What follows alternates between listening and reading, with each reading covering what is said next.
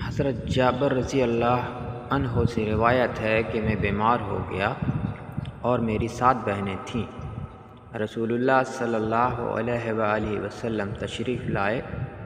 آپ نے میرے چہرے پر پھونک ماری، دم کیا تو مجھے افاقہ ہو گیا، اور میں نے عرض کیا، اے اللہ کے رسول، کیا میں اپنی بہنوں کے لیے تہائی مال کی وصیت نہ کر جاؤں؟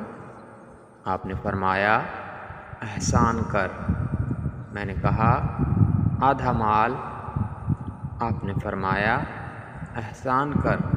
پھر آپ تشریف لے گئے اور مجھے چھوڑ دیا اور فرمایا، اے جابر، میں نہیں سمجھتا کہ تم اس بیماری سے وفات پاؤ گے۔